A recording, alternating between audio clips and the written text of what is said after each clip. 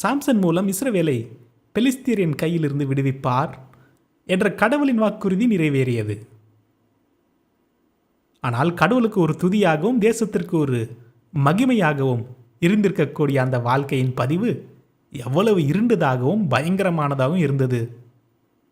Samson தனது தெய்வீக அழைப்புக்கு உண்மையாக இருந்திருந்தால் கடவுளின் நோக்கம் அவரது மரியாதை மற்றும் மேன்மையில் நிறைவேற்றப்பட்டிருக்கும்.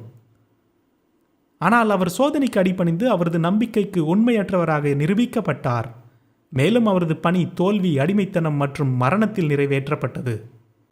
உடல் ரீதியாக சாம்சன் பூமியில் வலிமையான மனிதர். ஆனால் சுய கட்டுப்பாடு, நேர்மை மற்றும் உறுதியில் அவர் பலவீனமான மனிதர்களில் ஒருவராக இருந்தார். பலர் வலுவான உணர்ச்சிகளை ஒரு வலுவான குணம் என்று தவறாக நினைக்கிறார்கள். ஆனால் உண்மை என்னவென்றால் தனது உணர்ச்சிகளால் கட்டுப்படுத்தப்பட்டவர் ஒரு பலவீனமான மனிதர். ஒரு மனித